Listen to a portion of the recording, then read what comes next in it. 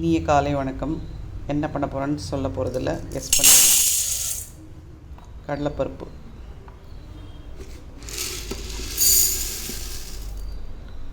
2 tumbler நான் ஊற போட போகிறேன்.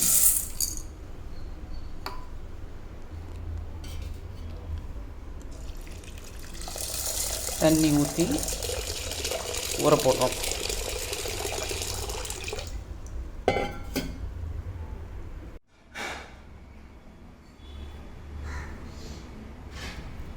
கழுவின கடலைப்பருப்பு, ரவுண்டாக நறுக்கின வெங்காயம், கருவேப்பிலை, நம்ம பருப்பில் போட்டு அரைக்கிறதுக்காக இஞ்சி, பூண்டு, மிளகாய், இதோ நம்ம பாம்பு புடலங்காய். இதுதான் இன்றைக்கி மெயின் இன்க்ரீடியண்ட்டாக இருக்க போகுது. ஸோ இந்த பாம்பு புடலங்காயை நான் கட் பண்ணி எடுத்துக்க போகிறேன். பாருங்க, எடுத்துகிட்ட 4 feet இருக்குது. ஸ்டவ்வை தாண்டி அந்த பக்கம் போகுது, இந்த பக்கம் ஸ்டவ்வை தாண்டியும் வருது பாருங்கள்.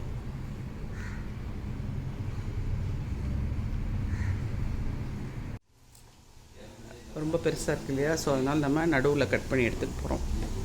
இந்த அடையும் எப்படி இருக்குன்னா, நான் ஒரு பிரண்டையை கட்டி வச்சுருந்தேன், இது இறங்கக்கூடாதுங்கிறதுக்காக, எலி இறங்கக்கூடாதுங்கிறதுக்காக. இதை நம்ம கட் பண்ணி எடுத்துக்கிறோம்.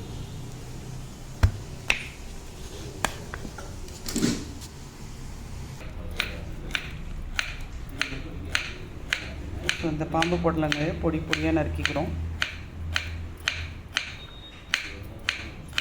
பொடி பொடியான்னு சொல்ல முடியாது, நைஸாக நறுக்கிக்கிறோம்.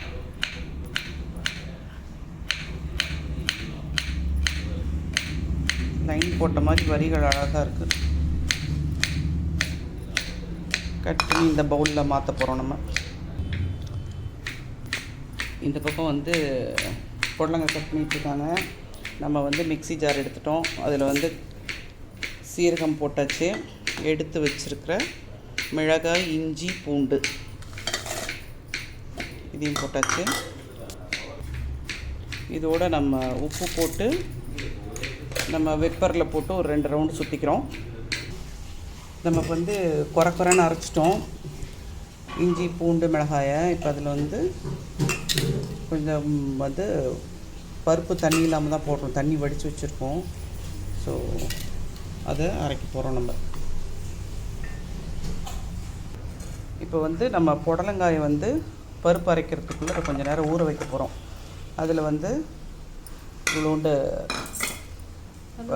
கல்லுப்பு, கொஞ்சமாக மஞ்சத்தூள் இதை போட்டு இன்னும் கொஞ்சம் போடுங்க.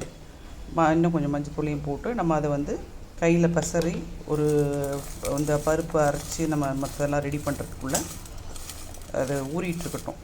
ஆக்சுவலாக இது வந்து ஆன்டாக்சிடென்ட் இல்லையா, நம்ம மஞ்சள்.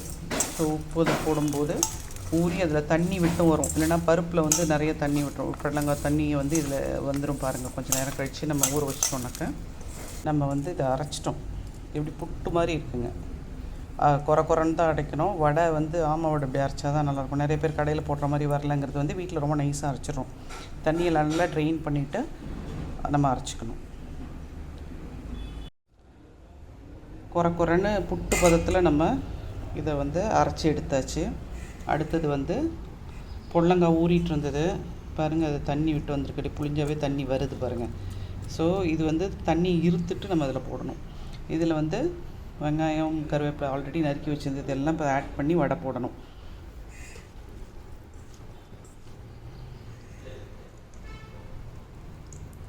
பாருங்கள் எவ்வளோ தண்ணி வெளியே போகுதுன்னு பாருங்கள். புடலங்காயை பொறுத்த வரைக்கும் நம்ம எல்லாருக்குமே தெரியும், அது நீர் காய்கறின்னு.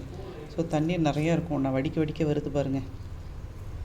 எடுத்துகிட்டு இதில் வச்சுக்கலாம். திரும்பி இன்னொரு வாட்டி நம்ம பார்க்கலாம் வருதான்னு தண்ணி.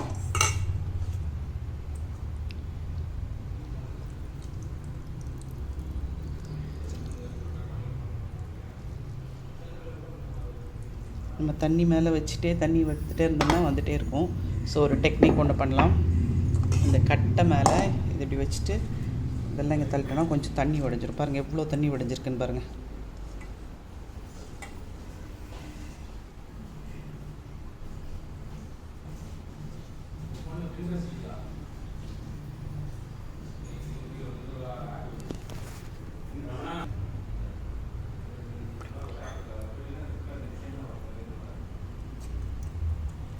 பாருங்கள், ஹெல்ப்புக்கு ஒரு ஆள் வேறு. நிறைய தண்ணி வருது, ஏன்னா வடை வந்து எண்ணெய் குடிச்சிரும். அதனால தான் புட்டு பதத்தில் அதையும் நம்ம பண்ணியிருக்கோம். இப்போது இதையும் புழிஞ்சிட்டு பாருங்கள் எவ்வளோ தண்ணி வந்திருக்குன்னு பாருங்கள்.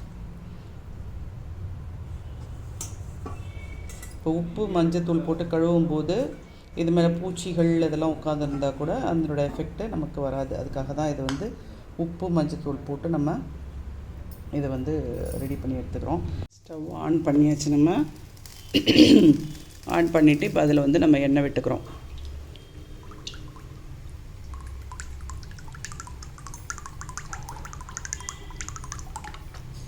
கொஞ்சமாக தான் விட்டுக்க போகிறோம், ஏன்னா சுட்ட எண்ணெய் நம்ம யூஸ் பண்ண போகிறது இல்லை இல்லையா.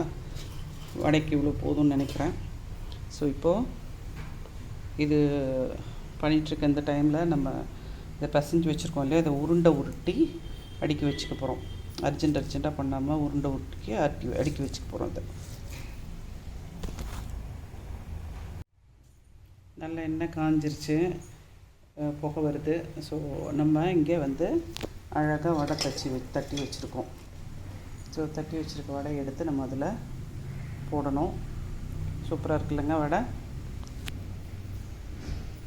நம்ம வடை வந்து இதில் தட்டி ரெடியாக வச்சுருக்கோம். இங்கே அடுப்புலேயும் வந்து எண்ணெய் காஞ்சிருச்சு, தெரியுதுங்களா, ஆவி பறக்குது. இப்போ இந்த வடையை ஒன்று ஒன்றா எடுத்து போட போகிறோம். பிரியாமல் வரணும், ஏன்னா புடலங்காய் இருக்குது இல்லைங்களா.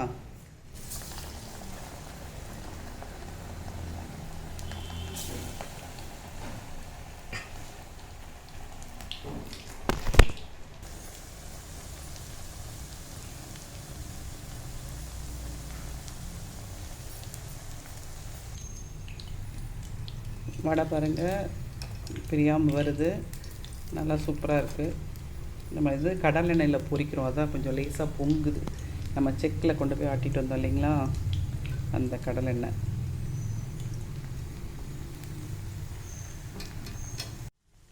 வடை வெந்துருச்சு, நம்ம இப்போ எடுக்க போகிறோம். இந்த அரிகரண்டி ரொம்ப வசதி. முன்னே இருந்த அரிகரண்டிலாம் அரிச்சு எடுக்கணும்.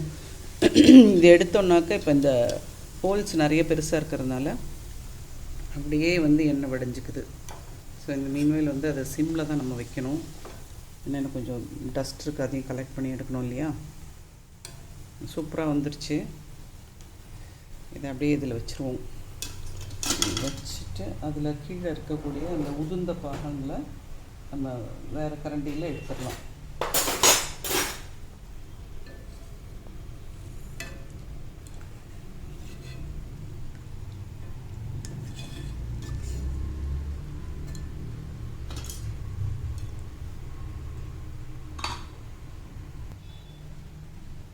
அடுத்த செட்டு வடையும் நம்ம போட போகிறோம். இதில்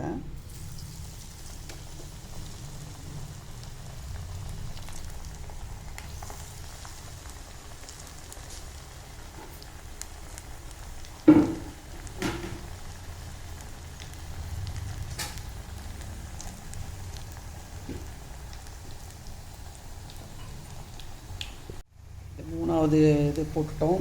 2 எடுத்து உங்களுக்கு தெரியாமலே நாங்கள் டேஸ்ட் பண்ணி பார்த்துட்டோம். இப்போ இதில் சர்விங் பவுலில் நம்ம வடையை வச்சிட்டோம். பார்க்கறதுக்கே கலர்ஃபுல்லாக அழகாக இருக்குது. நாங்கள் சாப்பிட்டு பார்த்துட்டு நல்லா சூப்பராக இருக்குன்னு சொல்லிட்டாங்க. நீங்களும் இதே மாதிரி ட்ரை பண்ணுங்கள். ட்ரை பண்ணிவிட்டு எப்படி வந்ததுன்னு எங்களுக்கு கமெண்ட் பண்ணுங்கள்.